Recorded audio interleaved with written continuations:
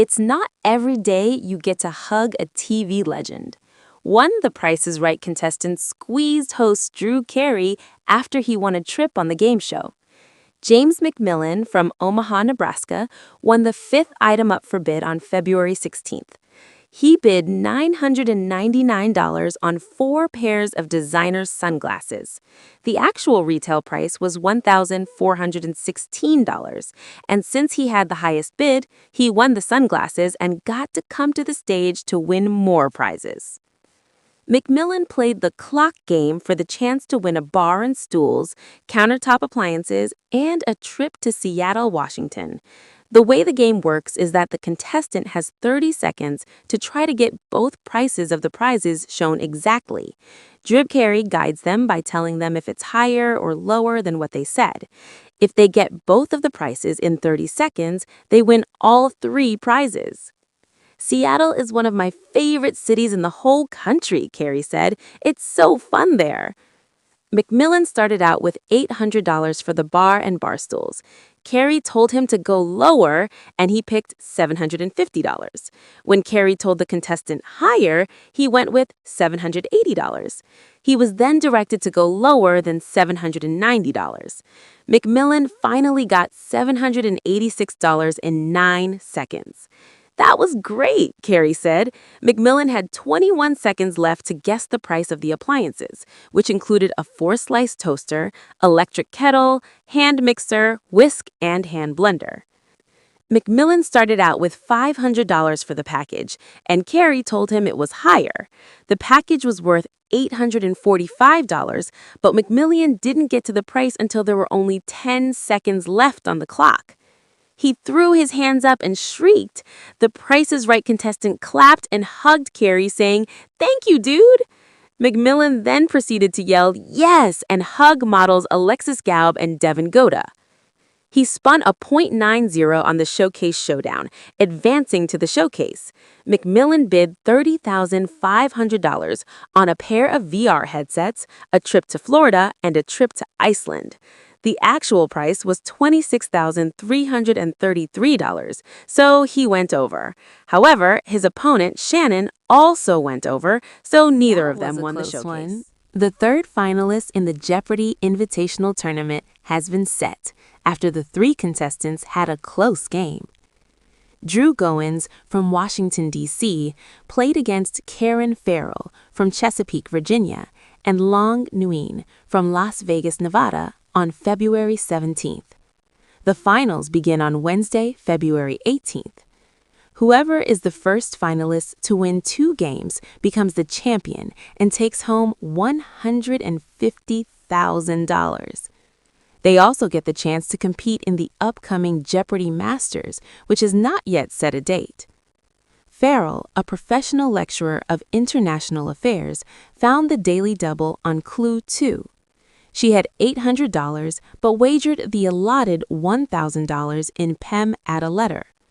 The clue read, Keats looks back on an unfortunate day as a line cook in Athens when his hand blistered after touching a hot gyro plate.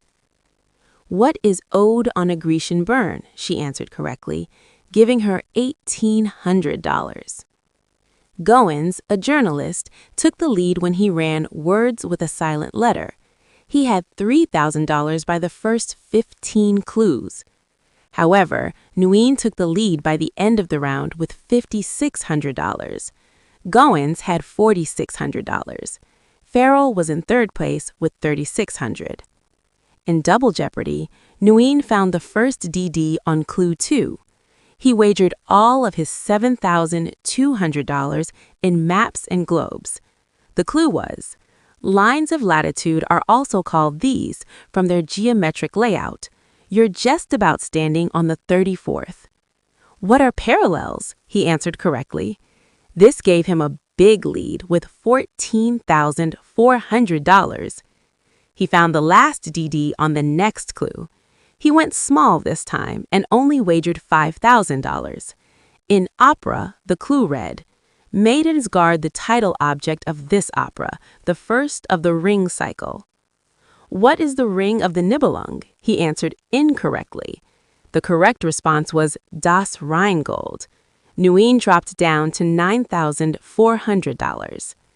This gave a closer lead to Goins, who had $4,600. About halfway through the round, he tied with Nguyen at $12,200. However, he dropped down to $11,400 on the next clue because he forgot to say "what is" in his response. Nguyen had the lead by the end of the round, but not by much, with $15,800. Goins had $12,200. Farrell was in third place with $10,000. The category for Final Jeopardy was writers.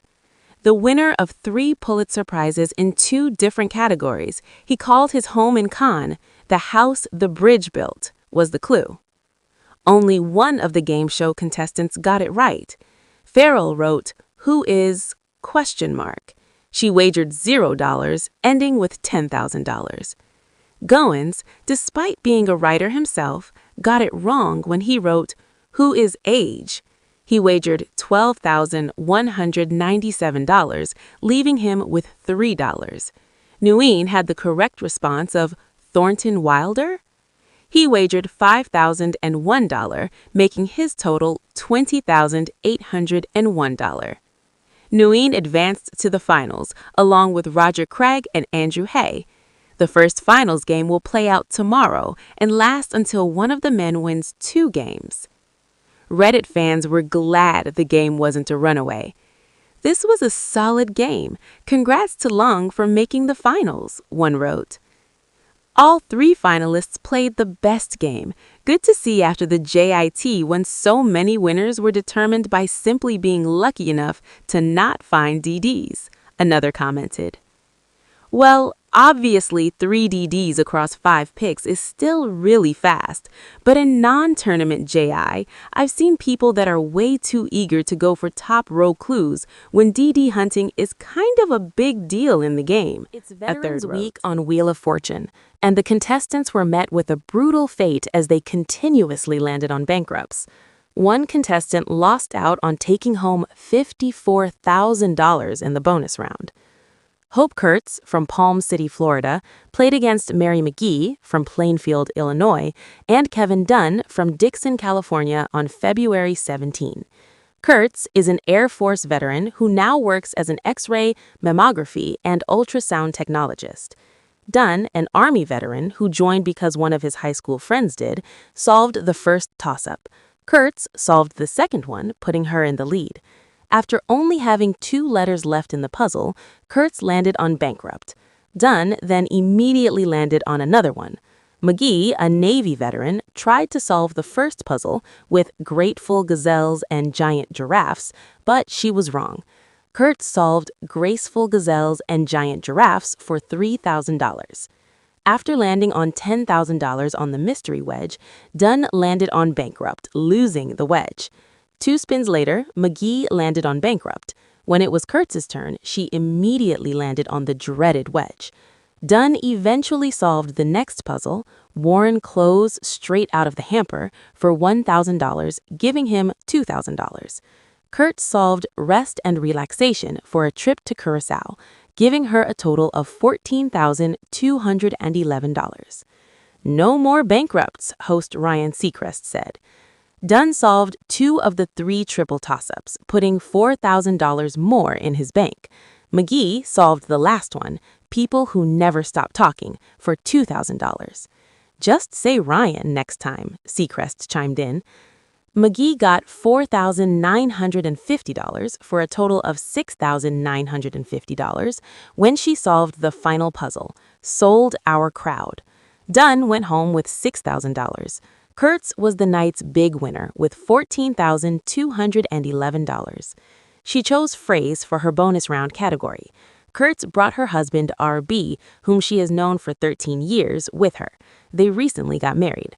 After being given R, S, T, L, N, and E by Wheel of Fortune, Kurtz chose C, D, H, and O to round out her puzzle. Her puzzle then looked like dash C dash dash N dash dash dash CHOOS dash N. As the clock counted down, Kurtz guessed making and choosing, watching and choosing, and acting and choosing. "You were so close," Seacrest said. The puzzle was picking and choosing. She lost out on taking home an additional $40,000, which would have given her a total of $54,211. Reddit fans took to the platform to say how rough it was. "This was a rough episode to watch," one said. "This was a rough watch, capped by the person not solving an easy puzzle in the bonus round. Shocking. I was yelling so much in the bonus round. Wow, wow, wow," another commented. "Yikes," added a third. "What else could that last puzzle have been? I have never heard any word other than picking when and choosing follows," one fan said of the bonus round. "Geez, that was painful all around." Is not always right. Fans of the game show The Price is Right have slammed it for continuously posting clips of contestants losing on the show's YouTube channel. On February 17th, Andre Matthews had the chance to win $16,000 during What's in the Bag on Mardi Gras, February 17th. He was the last contestant to come up to the stage after winning the sixth item up for bid. He won a collection of Kate Spade clothes and accessories that cost $1,468. He had the lowest bid of $1,301, but since everyone else was over, he won the items. However, his luck changed when he came to the stage. All Matthews had to do was correctly price 5 out of the 6 items on the table. One item would be left over with its price not shown. He started off by putting the Excedrin pain relief in the $17.99 spot. Matthews then put the lemon pie in the 50-cent spot. Matthews said that the earplugs were $9.49. The flavored salt was put in the $2.99 spot. He put the final item, the frozen mini corn dogs, in the $7.49 spot. This left the ready mix out. The Price is Right contestant won $1,000 when he was right with the Excedrin. He also won $2,000 when the lemon pie was correct. He decided to keep going and got the earplugs value wrong. The mini corn dogs were $9.49. The fish fry ready mix and the earplugs were the last 2 items. "I mean, I would have lost that too," host Drew Carey laughed. Matthews did not move on to the showcase as he only spun a .70 on the wheel, and his opponent, Joaquina, spun a .85. Fans took to the comments of the video that was posted on YouTube to ask why clips of those who lost are posted. Sometimes there is a winning video, but it seems to be 50-50. "More loss clips," one fan commented. "Now WTF, you how many times upload a pricing game with a loss even when TPIR is in a new episode?" another wondered. "They would have and should have uploaded either Range Game, Double Prices, or Cover Up as one of the winning games from the episode," replied a fan. "Failed," added a third. What do you think about The Price is Right uploading videos of contestants losing? Let us know in the comments. Friends. Vanna White revealed what ringtone she uses for her Wheel of Fortune co-host, Ryan Seacrest, after he called her out for her phone ringing backstage. At the end of the February 17 episode, White revealed the special ringtone she has for Seacrest. "We were backstage before the show, and Vanna's phone kept ringing songs, like your ringtones were songs," Seacrest said. "I have ringtones for all of my friends and people," White explained. She went on to say that her daughter Gigi's ringtone is Just the Way You Are by Bruno Mars. Her son Nico's is Sweet Child of Mine by Guns N' Roses. "Do you want to know what yours is?" she asked. "Should I call you?" Seacrest replied. "Yours is You've Got a Friend in Me by Randy Newman," White revealed. "Most people know that song from the movie Toy Story." "Aw, thank you so much," Seacrest said, giving White a half hug. He sounded like he was getting choked up as he waved bye to the camera. "That's so sweet. I didn't know that. I would have called. That's so sweet." Seacrest's ringtone for White is unknown. This isn't the first sweet thing White has done for Seacrest since he has been the host. In March 2025, White gave him a crocheted blanket that took her 40 hours to make. They even have a backstage tradition where she asks Seacrest if she has lipstick on her teeth, and he always tells her the truth. Their friendship stems back farther than just WOF. I've known Ryan for over 20 years, but I've never worked with him until last year, she told People in 2025. He has great energy, and he wants to do a great job. I mean, when he first started, he goes, "Look, I can never replace Pat Sajak. I'm just going to go in and do the best job I can," and that's what he's done. The transition was flawless. White shared that he has more of a chance to show off his personality on Wheel than he does on his other hosting job. Seacrest took over as host in season 42 after Pat Sajak retired in 2024. Long, Long Dream. A teacher who was a major Jeopardy fan got to visit the set of the game show. He opened up about the connection he shared with the late host Alex Trebek and why he wanted to see the set. Jim Burge from Long Beach, California, grabbed the attention of Jeopardy when he started Classroom Jeopardy with his middle school students, according to ABC7. "It's absolutely wonderful. We watched Jeopardy since I was a kid, and of course, it's evolved like we have. This is really terrific," Burge told the outlet as he stood behind host Ken Jennings' podium. The superfan's love of the show began when his sister-in-law was a contestant on it. His brother also played the trumpet in the theme song. After watching the show made him feel dumb, Burge wanted to be smarter, so he created something that would not only help him, but students as well. He loved the show so much that he decided to create the Jeopardy Tournament of Champions for his middle school Long Beach students. He shared that he took the idea to the principal of the school in 2001, and they ran with it. But the one thing that really solidified his connection to the show was Alex Trebek. He felt inspired when he watched the host continue the show through his battle with pancreatic cancer. He died from the disease at the age of 80 on November 8, 2020.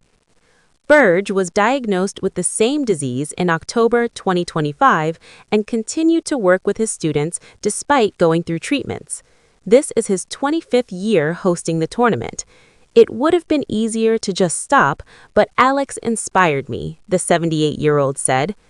"Don't know if I would have done that if Alex had not continued to work. Definitely an inspiration," he told the outlet. Burge will host his last TOC in June.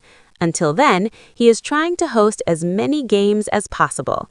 "They need to work a little to get to our level," Burge said. He hopes that the magic that is created on the Jeopardy stage is felt when he plays with his students.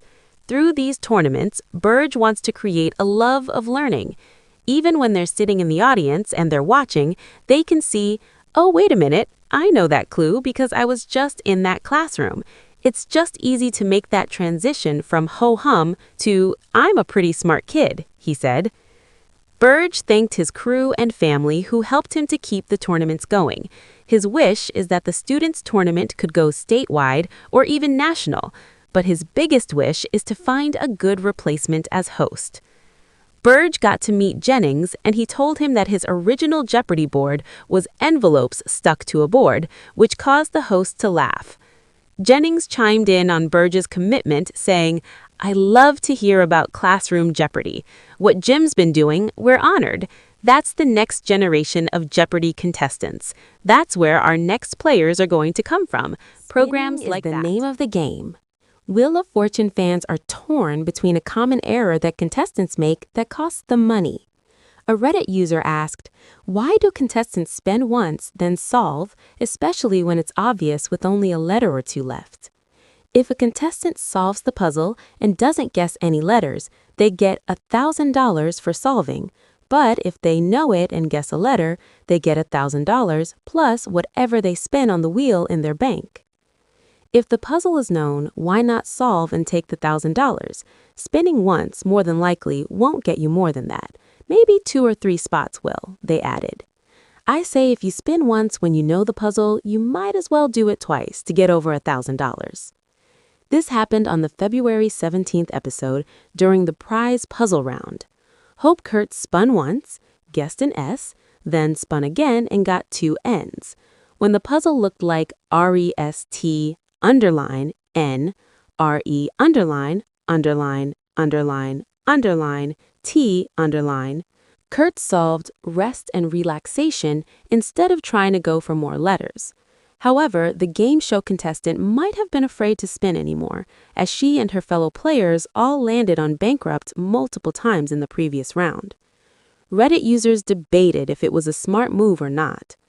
I screamed so loudly at the TV last night that my mom thought something was wrong with me. She was so worried.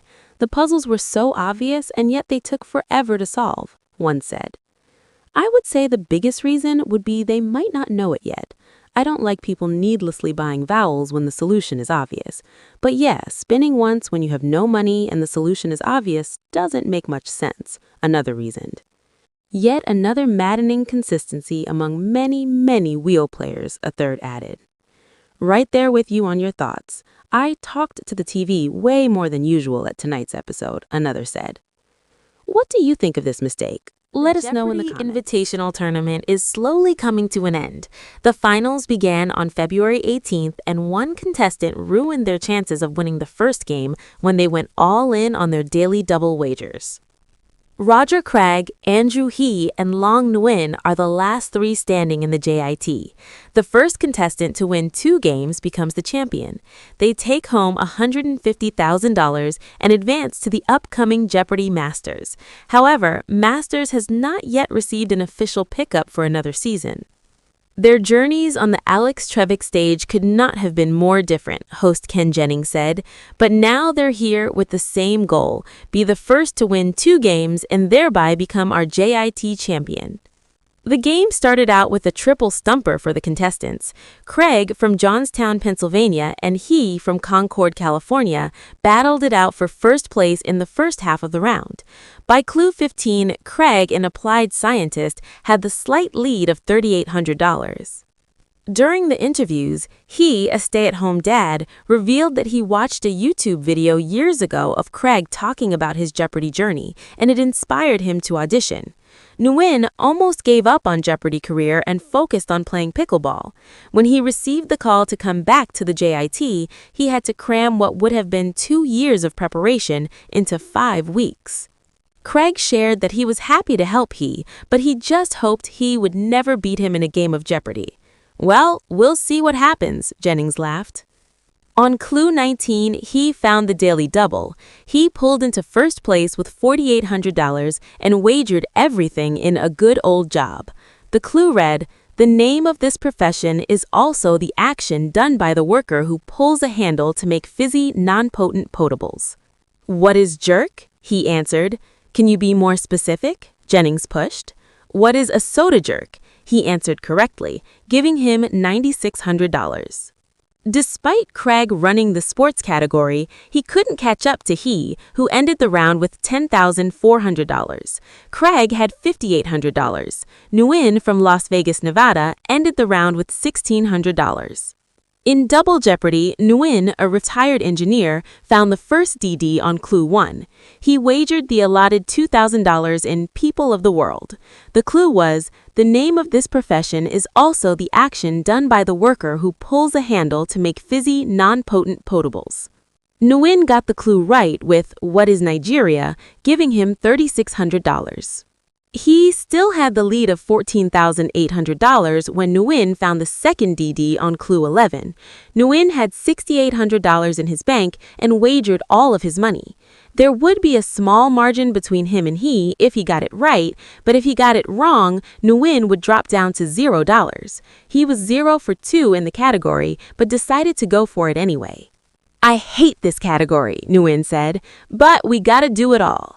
In idioms and expressions, the clue read, "To insist on a point until people start to doubt you, and it's to do this," spoken by Queen Gertrude in Hamlet. "What is ad nauseum?" he guessed. The correct response was, "The lady doth protest too much," so he dropped down to $0. "A lot of game left to play. This isn't over," Jennings said. Nguyen only answered 4 clues right and 1 wrong, which wasn't enough to even get into second place. He ended the round with $2,000. Craig had $10,600. He was in first place with $16,400. The category for Final Jeopardy was American authors. The clue read, she wrote the foreword for a 1971 cookbook sponsored by the Jackson Symphony League. The correct response was Eudora Welty, which none of the three game show contestants got right. Nguyen answered, who is Angelo? He dropped down to $67 after wagering $1,933. Craig wrote, who is O'Connor? He wagered all of his money, ending with $0. He's response was, who is Flag? He wagered $4,801, ending with $11,599. That gave he one win under his belt. He beat Craig after all. Tune in on Thursday to see if he sweeps the competition. On Wheel of Fortune, host Ryan Seacrest argued with the contestant who made it to the bonus round. The contestants lost a car, but not before Seacrest asked him why he would guess what he did. Isaiah Tuck from Coolidge, West Virginia, played against Lena Lilly from Waxahachie, Texas, and Rachel Stark from St. Louis, Missouri, on February 18th. Tuck calls himself a Filipino hillbilly and is a game warden. He has the life motto, "Good luck, Tuck," because even if bad stuff happens to him, they always wind up working out for him. Tuck solved the first toss-up for $1,000. Lily, a middle and high school volleyball, baseball, and track coach, put $2,000 in her bank when she solved the second one.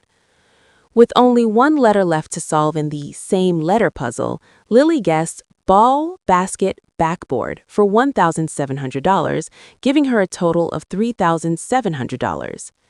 After bankrupts and incorrect letter guesses, Tuck eventually solved Wake Up and Smell the Coffee for a total of $4,550. Tuck took even more of a lead when he solved the prize puzzle Lucky Four-Leaf Clover for a trip to Ireland and a total of $15,606. All three game show contestants solved one triple toss-up each. This put Stark, an Army National Guard captain, reserve police officer, and research associate, on the board with $2,000. The newlywed put even more money in her bank when she solved the final puzzle, Pulled a Prank, for $6,000. This gave her a final total of $8,000. Lily left with $5,700. Tuck was the night's winner with $17,606. He chose In the Kitchen for his bonus round category. At the end of the show, Ryan Seacrest stood with his co-host, Vanna White. I thought it was funny when Isaiah said, who has a juicer? We're in LA. Everyone has a juicer, he said, which made the audience laugh. The host asked who had a juicer there, and everyone in the audience, the hosts and the crew, raised their hands. See? Seacrest said as he shrugged. Not always be right. A Price is Right contestant lost out on taking home 4 prizes worth $12,515 after she listened to her family in the audience. Sanaya Pointer from Rancho Cucamonga, California, won the third item up for bid on February 18. She bid $820 on a 14-inch, 16-gigabyte laptop computer. The actual retail price was $959, and since she was the closest without going over, Pointer won the laptop and got to play another game for more prizes. She played the Danger game for an arcade machine, Coach shoes and accessories, a treadmill, and a washer and dryer. All she had to do was figure out which prize cost $3,515. Pointer had to pick the 3 items that were not that price, and she would win everything, costing $12,375. Pointer started out with the washer and dryer. The set cost $2,713, so she was still in the game. She cheered, and her family stood up and yelled from their seats. The game show contestant then turned to her family to ask which one she should pick next. They said the arcade, so that is the one she went with. The game was $1,948, so she moved on to the next one. For the third item, she went with the Coach shoes and bags after asking her family what she should do. It was $3,515, so she did not win any of the prizes. The treadmill cost $4,199, which shocked the contestant. It's got a TV screen on it and everything, that's why, host Drew Carey said. Pointer did not advance to the showcase since she spun a .90 on the wheel. Her opponent, Fred, spun $1, so he advanced and won an extra $1,000.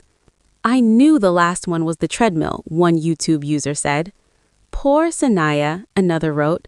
You're still a winner because you're on The Price is Right, Two wins to be crowned the winner of the Jeopardy Invitational Tournament. With Andrew He already up one game and his impressive gameplay in this tournament, did he sweep Game 2 or did one of his opponents get a win? He, from Concord, California, played against Roger Craig from Johnstown, Pennsylvania, and Long Nguyen from Las Vegas, Nevada on February 18th. The first JIT contestant to win 2 games is crowned the champion, takes home $150,000 and a spot in the upcoming Jeopardy Masters. The first 2 clues in the round were triple stumpers, although Craig, an applied scientist, and he, a stay-at-home dad, got a few clues right after that, they quickly dropped into the negatives. Craig got back on the board, but it was Nguyen, a retired engineer, who found the daily double on clue 11. He had the lead with $2,400 and wagered it all. In Across the Liberal Arts, the clue read, Psychology. Before graduating from the University of Zurich in 1912, he got the nickname Klecks, or Inkblot. He correctly answered with Who was Rorschach, giving him $4,800. Nguyen kept the lead through the rest of the round with $6,600. Craig had $2,000. He was in third place with $400. In Double Jeopardy, Nguyen found the first DD on clue 3 with $8,200 in his bank. He bet it all again. In All Over the Country, the clue was, the extinct volcano Ilias Dag is near the westernmost part of Turkey, while this volcanic massif is near the easternmost part. Nguyen answered correctly with What is Mount Ararat, which gave him $16,400. He found the last DD on clue 8. He had $2,400 and wagered it all in putting the double in Double Jeopardy.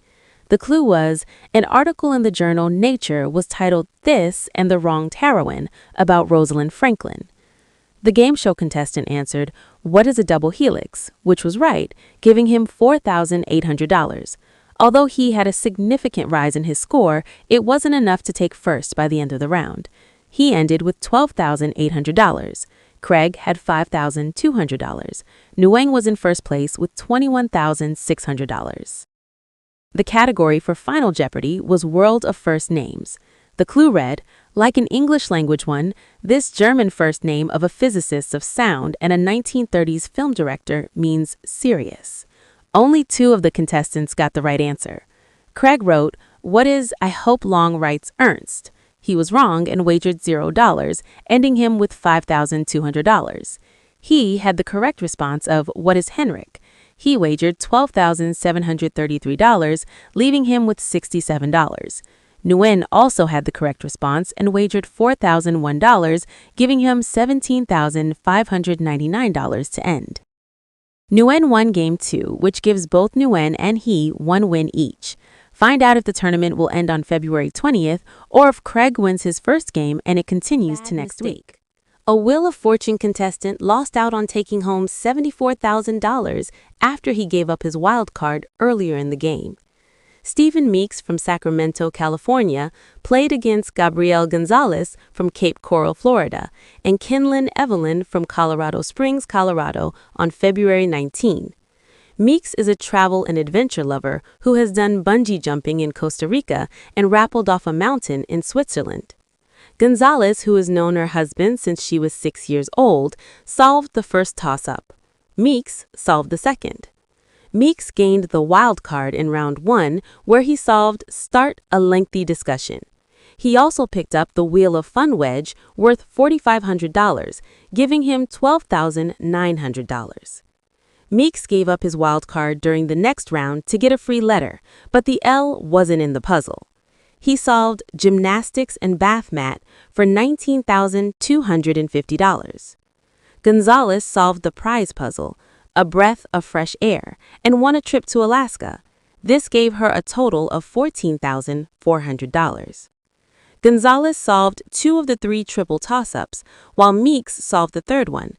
Meeks put even more money in his bank when he solved the final puzzle, Don't Do Me Like That, for a total of $29,750. Gonzalez left with $18,400. Evelyn, a married 22-year Army veteran, did not have any money, so Wheel of Fortune gave him $1,000 to take home. Meeks brought 3 friends with him to the bonus round. He chose phrase for his category. After being given R, S, T, L, N, and E, Meeks chose H, F, D, and O to round out his puzzle. It then looked like 2 dash dash H dash dash E. He used his wild card early, but needed it for the bonus round. The puzzle was Too Much Hype, but Meeks guessed Too Much Hope, Too Much Higher, and Too Much Happy. The game show contestant lost out on taking home $74,000 after $45,000 was in his envelope. Meeks groaned, but wasn't mad about his total.